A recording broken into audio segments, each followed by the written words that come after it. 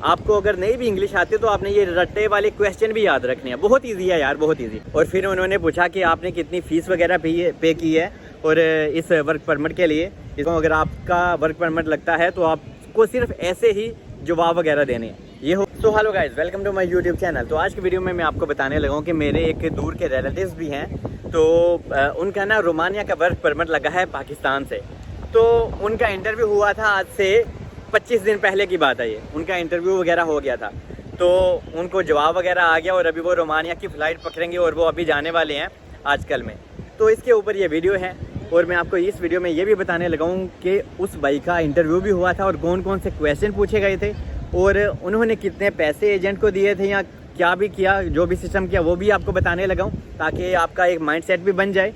और इस वीडियो में मैं आपको ये भी बताऊँगा कि कौन कौन से डॉक्यूमेंट्स मेरे उस कज़न ने, जो दूर के रिलेटिव्स हैं लेकिन आप कज़न बोल सकते हो, ठीक है, तो उन्होंने अपने कौन कौन से 7 डॉक्यूमेंट्स लगवाए थे। एनीवे वीडियो को स्टार्ट करते हैं। अगर तो आप न्यू हैं चैनल को सब्सक्राइब करें, बेल आइकन पे प्रेस करें और ये मेरा इंस्टाग्राम है, यहाँ पे आप मुझे मैसेज कर सकते हैं।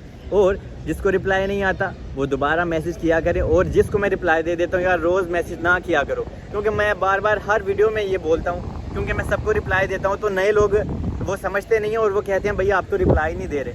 तो जब यार मैं जिसको रिप्लाई देता हूँ वो हर रोज़ मुझे मैसेज करते हैं, तो नए बंदों तक मैं थोड़ा सा लेट पहुँचता हूँ। तो प्लीज़ जिसको रिप्लाई दे देता हूँ वो यार ज़रा थोड़ा सा चिल भी किया करो। कोई इंपॉर्टेंट क्वेश्चन हो ऑफकोर्स आप पूछो, आप छोटी छोटी बातें भी पूछते हो तो मैं नए लोगों को रिप्लाई देने में थोड़ा टाइम लग जाता है, तो थोड़ा सा याद रखा करो, क्योंकि मैं फ्री ऑफ कास्ट करता हूँ, तो फिर आप लोग भी थोड़ा सा वैल्यू रखा करो यार। एनीवे वीडियो को स्टार्ट करते हैं और अब मुझे ऐसे ही प्यार देते रहें। वीडियो को स्टार्ट करते हैं। देखें, सबसे पहले मैं आपको ये बात बता दूँ कि उन भाई साहब के कौन से इंटरव्यू में कौन से क्वेश्चन पूछे गए थे, पहले मैं ये बता दूं और डॉक्यूमेंट्स मैं आपको बाद में बता देता हूँ। सबसे पहले उन्होंने उनका नाम पूछा था, ठीक है, अहमद नाम है उनका, तो अहमद मलिक है, ठीक है। उन्होंने नाम बताया। नाम के बाद उन्होंने पूछा कि do you speak English, can you speak English. उसने कहा हाँ मैं इंग्लिश बोल लेता हूँ, ठीक है।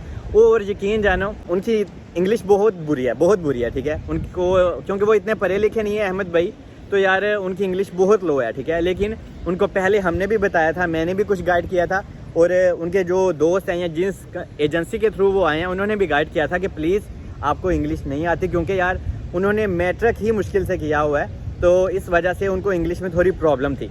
तो आप लोगों को टेंशन नहीं लेनी, मैं आप लोगों को बताने लगा हूँ। अगर आपका वर्क परमिट लगता है तो आपको सिर्फ ऐसे ही जवाब वगैरह देने हैं। ये हो गया। और फिर उन्होंने उनका मेन क्वेश्चन पूछा कि why are you coming to our Romania. ये आपसे वो इंग्लिश में ही पूछेंगे, ठीक है, उर्दू में कोई इंटरव्यू वगैरह नहीं होता, ओके। तो आपको अगर नहीं भी इंग्लिश आती तो आपने ये रट्टे वाले क्वेश्चन भी याद रखने हैं। बहुत ईजी है यार, बहुत ईजी। तो उसने कहा कि हाँ मुझे वो कंट्री अच्छा लगता है, मुझे वहाँ पे फ्यूचर दिखता है, डेट्स इट, ओके। और उसने फिर पूछा कि आपकी कंपनी का नाम क्या है। उसने अपनी कंपनी का नाम वगैरह बताया। सैलरी वगैरह का उन्होंने पूछा, सैलरी का बताया, ठीक है। इस टाइप की उन्होंने उनसे चीज़ें पूछी हैं। और मेरा कज़न वहाँ पे एक जगह पे फंस गया था, तो आप ज़रा हया रखना, क्योंकि उसने कुछ एक्स्ट्रा ही बोल दिया था जो कि आपको नहीं बोलना, ठीक है। क्योंकि जितना सवाल पूछा जाए आप उतना ही जवाब दें, क्योंकि हर एक क्वेश्चन से एक नया क्वेश्चन भी आ सकता है। अगर आप उनको ज़्यादा एक्सप्लेन करें, आप ज़्यादा एफिशिएंसी मत दिखाएं, ठीक है, बस बात ये है। तो मेरे कज़न को पूछा गया, उस भाई साहब को पूछा गया कि यार अगर आपको यहाँ पे हम बुला लेते हैं, ठीक है, वर्क परमिट पे आप आ जाते हो, तो आप यहाँ आके क्या काम करोगे, और बाद में आके आपको किसी और कंट्री में जाने का मौका मिल गया तो आप हमारा कंट्री तो छोड़ दोगे, ठीक है। उन्होंने पूछा नहीं, वो इनडायरेक्टली उनको बता रहे थे कि आप हमारा कंट्री लीव कर दोगे। तो मेरे कज़न ने कहा नहीं, आई लव दिस कंट्री। तो जैसे भी उसको टूटी फूटी इंग्लिश आती थी, उसने कहा कि मैं नहीं जाऊँगा, ठीक है। तो उसने यहाँ पे आके वो थोड़ा सा फंस गया था, ठीक है, क्योंकि उस कज़न के मुंह से ये निकल गया था कि जब मुझे यहाँ का TRC कार्ड भी मिल जाएगा रोमानिया का तो मैं नहीं जाऊँगा। मीन के ये वाली लाइन नहीं चिपकानी चाहिए थी, लेकिन उसने चिपका दी। तो वहाँ उसने क्योंकि मुझे कहा था कि यार ये मैंने गलत किया है, लेकिन उसकी लक भी अच्छी है। तो उसने कहा कि हाँ भाई मैं जब TRC कार्ड भी यहाँ पे रोमानिया का मुझे मिल जाएगा तो फिर भी मैं लीव नहीं करूँगा। लेकिन उनको एक्सप्लेन करने की ज़रूरत थी ही नहीं, ये TRC वाली बात कहने की ज़रूरत ही नहीं है, आपको समझ आई। और फिर उन्होंने पूछा कि आपने कितनी फ़ीस वगैरह पे की है और इस वर्क परमिट के लिए, इस कंपनी के लिए। तो उसने कहा कि भाई मैंने 3,98,000 जो कि 4 लाख बनती है, तो उसने वो बताया कि हाँ भाई मैंने इतनी अमाउंट पे की है। ये हो गया। और उस भाई की कंस्ट्रक्शन की जॉब है, ठीक है, कंस्ट्रक्शन की कोई कंपनी थी। तो वो उन्होंने ये भी पूछा कि आपको पाकिस्तान में ये जॉब नहीं मिली क्या, ठीक है। वो उसने कहा कि भाई मैं पाकिस्तान में भी ये काम करता हूँ, तो इसी वजह से मैंने अप्लाई किया था, तो मुझे वहाँ पे भी यही जॉब मिल रही है, तो मैं वहीं पे ये जॉब अच्छे से करना चाहता हूँ, ठीक है। और मेरे कज़न ने एक बात मुझे बताई जो मैं आपको ज़रूर बताना चाहूँगा। उन्होंने एक सवाल मेरे कज़न से कहा था कि आपको रोमानिया का कंट्री है जो, ठीक है, वहाँ आने के बाद क्या यहाँ की लैंग्वेज में आपको इंटरेस्ट है। तो मेरे कज़न ने कहा कि ये उसने बहुत अच्छे से कहा। उसने कहा कि हाँ, मैं रोमानिया की लैंग्वेज भी सीखना चाहता हूँ क्योंकि मुझे उस लैंग्वेज का शौक़ है।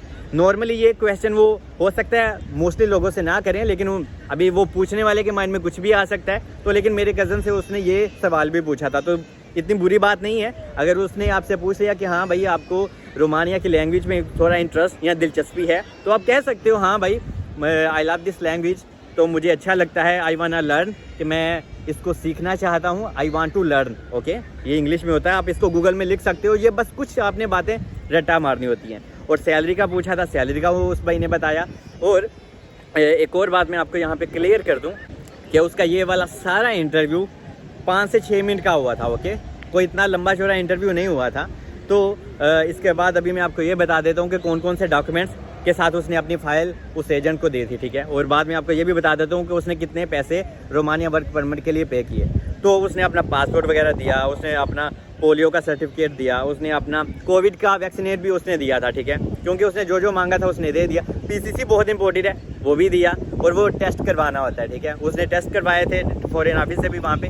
तो आपने टेस्ट करवा के मीन के अपनी पूरी फाइल ऐसे जमा करवा देनी है। बाकी ये वाली बातें आप जिस एजेंसी के थ्रू करवा रहे हो वो भी आपको बता देता है, लेकिन मेरे इस भाई ने, इस कज़न ने ऐसे ही अपने सारे डॉक्यूमेंट्स अटैच किए थे। अभी मैं ये बता देता हूँ मेन मुद्दा है जो कि उसने वो कंपनी की जो फ़ीस वगैरह होती है वर्क परमिट की वो तो पे की है, लेकिन उसका सारा खर्चा, उसका फ़्लाइट का भी डालूँ क्योंकि उसकी अभी फ़्लाइट है 1-2 दिन में, उसका फ़्लाइट का भी अगर मैं खर्चा डाल के आपको बताऊँ तो उसका टोटल लगा है पाकिस्तानी 7,80,000 रुपये, जो कि बहुत मुनासिब है। और इसके अंदर उसकी टिकट भी है, ठीक है, क्योंकि आजकल वहाँ पे हर एजेंट का कोई अपना ही सिस्टम है, कोई किसी से 10 लाख 12 लाख ले रहा है, तो मीन के वो बहुत मुनासिब पैसे में जा रहा है, बहुत अच्छी बात है।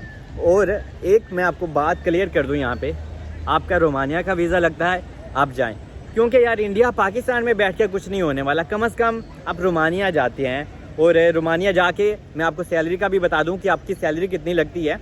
तो आपको कम से कम भी आराम से 500 से 550 यूरोज़ कमा लेते हो, ठीक है, आराम से। कोई आपको कहे ना कि हाँ भैया आप वहाँ पे 700, 800, 900, 1000 कमा लोगे, ये थोड़ा सा हार्ड होता है। आप 600, 700, 800 कमा सकते हो, लेकिन आपको काम थोड़ा ज़्यादा करना होता है, आपको काम थोड़ा एक्स्ट्रा घंटे करना होता है, एक्स्ट्रा आवर आपको लगाने होते हैं। तो लेकिन जो उसका नॉर्मल काम है, 2 छुट्टियाँ, 4-5 दिन काम है, तो उसको 500, 550 आराम से बन जाएगा, ठीक है। अगर वो एक्स्ट्रा आवर लगाएगा ऑफकोर्स थोड़ा सा ज़्यादा हो जाएगा, लेकिन बात कहने का ये है कि आपके पास रियल इन्फॉर्मेशन होनी चाहिए। और एम एस भाई से सिर्फ यही क्वेश्चन वगैरह किए गए थे, तो आप भी इन क्वेश्चन को कहीं लिख के रट्टा वगैरह मार सकते हो। अगर आपने रोमानिया वर्क परमिट के लिए अप्लाई किया है, तो अगर आपका इंटरव्यू वो लेना चाहते हैं, ठीक है, तो फिर आपको रेडी होना चाहिए। और याद रहे, अहमद भाई की भी इंग्लिश बहुत कमज़ोर थी, लेकिन उन्होंने रट्टा मार के याद किया था, तो ये कोई बड़ी बात नहीं है, आप भी कर सकते हो, ठीक है। इस वीडियो में आपको एक एक चीज़ एक्सप्लेन वजाहत के साथ कर दी। अगर कोई चीज़ मुझसे नहीं बताई गई, आप मुझे कमेंट्स में भी लिख सकते हो, मैं आपको रिप्लाई दे दूँगा, या फिर आप मुझे इंस्टाग्राम पे भी मैसेज कर सकते हो, मैं आपको इंस्टाग्राम पे भी मैसेज का रिप्लाई दे दूँगा। सो डोंट वरी, तो आपको टेंशन नहीं लेनी, और इंटरव्यू की टेंशन तो आप बिल्कुल मत लें, ठीक है। बहुत आसान है, कोई आपसे मुश्किल क्वेश्चन नहीं पूछते, ठीक है, और जितना पूछा जाए सिर्फ उतना ही उनको जवाब दें, ठीक है। ये हो गया। और मुझे लोग पूछ रहे थे लास्ट वीडियो में कि ये कौन से पार्क है भाई, आप कहाँ पे खड़े होकर वीडियो बना रहे हो। तो ये पुर्तगाल में लिस्बन में अलमेदा का पार्क है। तो यहाँ पे लोग काफ़ी, अपने एशियन लोग भी बहुत ज़्यादा होते हैं यहाँ पे। तो एनीवे, अपना बहुत ध्यान रखें, मिलते हैं अगली किसी वीडियो में, तब तक के लिए मुझे ऐसे ही सपोर्ट करते रहें। I love you all, keep supporting me, bye.